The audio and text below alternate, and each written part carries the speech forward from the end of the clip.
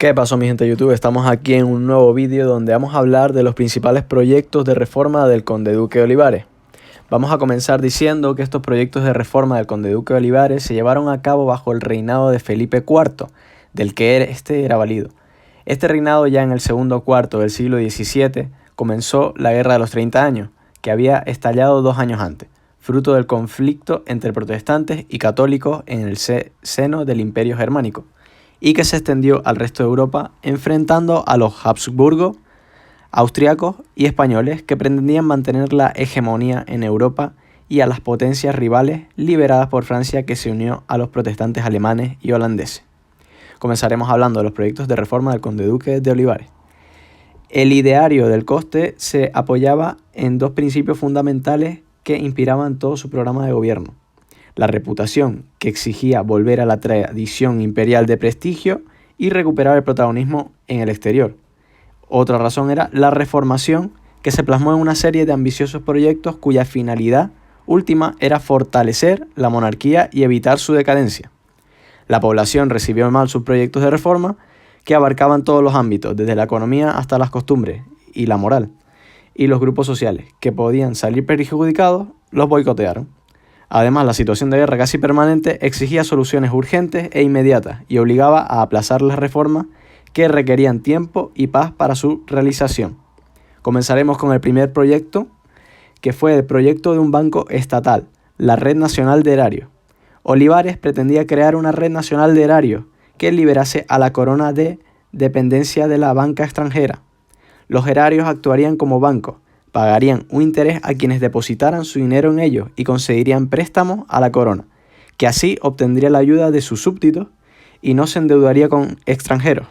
Pero para construir la red de erarios se necesitaba un capital fundacional, que debían aportar obligatoriamente y en proporción a su fortuna todos los súbditos cuya fortuna superase una cierta cantidad, en específico 2.000 ducados. Las Cortes se opusieron a la obligatoriedad de esta aportación inicial. A cambio, aceptaron el aumento de impuestos en producción de primera necesidad. De este modo, fracasó un proyecto innovador: el proyecto de unificación jurídica e institucional de la monarquía. Para Olivares, el asunto político más importante era la unificación de la monarquía bajo unas mismas leyes e instituciones según un modelo de las de Castilla. En su opinión, una monarquía facilitaría el gobierno de todos los territorios y la solidaridad entre sus habitantes. Propuso en el Memorial Secreto de 1624, dirigido por Felipe IV, que éste debería convertirse en el rey de España, para lo cual le proponía 3 vías posibles: fomentar los matrimonios entre naturales de Castilla y de otros territorios, negociar en cada territorio la modificación de sus leyes, pero con la presencia de un poderoso ejército que sugiriera la posibilidad de imponer los cambios por la fuerza, aprovechar la presencia de este ejército y fomentar una rebelión popular que justificaría una intervención militar para sofocarla, y después, aplicando el derecho de conquista, eliminar los fueros locales e imponer las leyes de Castilla. Este proyecto político no se intentó siquiera, ya que la primera vía era demasiado complicada, la de los matrimonios, y las otras 2 eran demasiado arriesgadas en un contexto de guerra. Y por último tenemos el proyecto de un ejército nacional permanente, la Unión de Armas.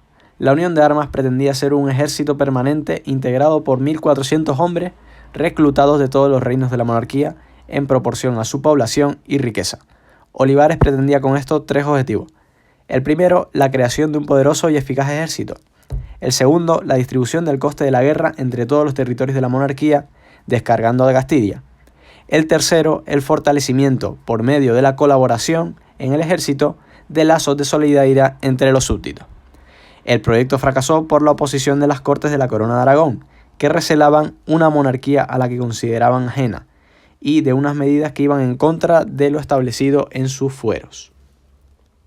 Pues esos serían todos los proyectos de reforma del Conde Duque de Olivares. Ahora vamos a seguir con la crisis de 1640 y la caída de Olivares. Antes que eso, pues te quiero decir que te suscribas y que le des like al vídeo, además de que le comentes para yo saber cómo los puedo hacer mejores los siguientes vídeos.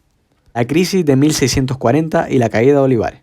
Las necesidades financieras de la monarquía a causa de la Guerra de los 30 años obligaron a aplazar las reformas y a recurrir a medidas que agravaron aún más la crisis social y económica, sobre todo en Castilla. Se crearon nuevos impuestos y se pusieron a la venta cargos públicos.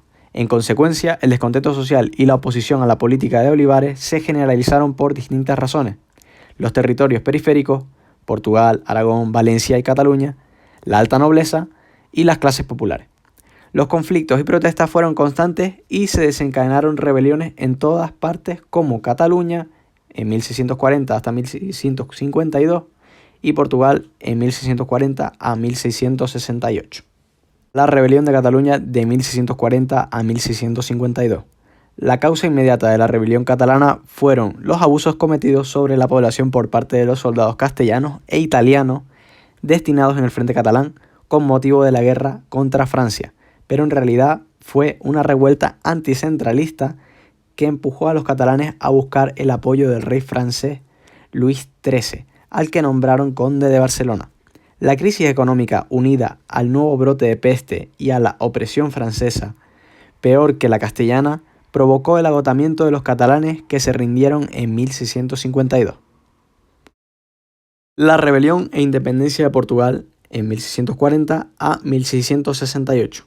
Amplios sectores de la sociedad portuguesa consideraban que la incorporación en tiempos de Felipe II les había acarreado más inconvenientes que ventajas. La rebelión portuguesa tuvo desde un principio un marcado carácter nobiliario, anticastellano e independentista, que condujo a la proclamación del duque de Braganza como rey Juan IV. Esta inesperada rebelión sorprendió a Felipe IV y a Olivares, que ante la incapacidad de atender dos frentes simultáneos, optaron por centrar sus esfuerzos en la rebelión catalana. La nueva monarquía portuguesa se consolidó con la ayuda de Francia e Inglaterra, y España tuvo que reconocer finalmente su independencia en 1668. La impopularidad del valido fue en aumento, o sea, del conde-duque de Olivares, y en 1643 Felipe IV le apartó de la política, pero su caída no fue suficiente para restablecer la paz social, ya que las rebeliones de Cataluña y Portugal continuaron. Además, brotaron estallidos populares en Andalucía, de 1647 a 1652, y en Nápoles y Sicilia, en 1647. Continuaremos con el esquema de los proyectos de reforma del conde-duque de Olivares. Comenzaremos con los principios u objetivos. Primero era recuperar la reputación que exigía volver a la tradición imperial de prestigio. El otro era recuperar el protagonismo en el exterior y la reformación del país para fortalecer la monarquía y evitar su decadencia. Estos principios tuvieron sus obstáculos, que fueron: la población recibió mal sus proyectos de reforma, los grupos sociales que podían salir perjudicados boicotearon los proyectos, y la situación de guerra exigía soluciones urgentes y las reformas requerían tiempo. Ahora continuaremos con el primer proyecto del conde-duque Olivares, que fue el Banco Estatal, la Red Nacional de Erarios. Olivares pretendía crear una red nacional de erarios. El objetivo era liberar a la corona de la dependencia extranjera. Los erarios actuarían como bancos, pagarían un interés a quienes depositaran su dinero, además concederían préstamos a la corona dejando de depender del exterior. Además se necesitaba un capital fundacional aportado por los súbditos, que con cierta cantidad de fortuna, que eran 2.000 ducados. Las cortes se opusieron, en cambio subieron impuestos de primera necesidad. El siguiente proyecto sería la unificación jurídica e institucional de la monarquía. Olivares pretendía unificar la monarquía bajo las mismas leyes e instituciones. Seguirían el modelo Castilla, facilitarían el gobierno de territorios y la sociedad entre sus habitantes. También propuso que en el memorial secreto de 1624, que era un informe básicamente, que Felipe IV debería ser el rey de España. Además, para esto se propusieron 3 vías, que eran fomentar matrimonio entre Castilla y otros territorios, negociar con la presencia de un ejército cambios de leyes con cada territorio, aprovechar el poderoso ejército y hacer una conspiración, fomentando una rebelión que luego justificaría la intervención militar para sofocarla, y de paso aplicando el derecho de conquista, eliminando los fueros y leyes locales. Y por último de los proyectos tenemos el Ejército Nacional Permanente, la Unión de Armas. Olivares pretendía formar un ejército integrado por 140.000 hombres de todos los territorios de la monarquía según su población y riqueza. Con esto, Olivares pretendía formar un poderoso ejército. Además, quería descargar a Castilla distribuyendo el coste de la guerra en los distintos territorios. ya que Castilla era la que asumía el mayor coste de la guerra. Además, quería fortalecer los lazos de solidaridad entre todos sus súbditos. Este proyecto fracasó porque las Cortes de la Corona de Aragón se opusieron, ya que recelaban de una monarquía ajena y de medidas en contra de sus fueros. Como comentamos antes en la teoría, hubo una crisis en 1640 que llevó a la caída de Olivares. Ahora hablaremos de sus causas y sus consecuencias. Comenzaremos con sus causas. Las necesidades financieras por la Guerra de los 30 años aplazaron reformas y obligaron a reunir a medidas que agravaron la crisis social y económica. Además, se crearon nuevos impuestos y se pusieron a la venta cargos públicos. Y las consecuencias fueron el descontento social, la oposición política de Olivares por parte de las clases populares y la alta nobleza. O sea, las clases populares y la alta nobleza estaban en contra de Olivares, y las rebeliones en Portugal y rebeliones en Cataluña. Ahora continuaremos con la rebelión catalana que se dio entre 1640 y 1652. La primera causa de todo esto fueron los abusos por los soldados castellanos e italianos en el frente catalán, pero la causa real fue una revuelta anticentralista. Los catalanes buscaban el apoyo del rey francés Luis XIII, nombrándolo conde de Barcelona. Ahora viene la causa de que se rindan. La crisis económica unida a un nuevo brote de peste y opresión francesa, todo esto más la presión castellana que hizo que los catalanes se rindan en 1652. Ahora continuaremos con el esquema de la rebelión e independencia de Portugal, que se dio entre 1640 y 1668. Se dio a causa de que varios sectores consideraban que la incorporación de Felipe II, estamos hablando del siglo anterior, les había acarreado más inconvenientes que desventajas. O sea, estos sectores desde el siglo anterior ya venían quejándose de la monarquía española.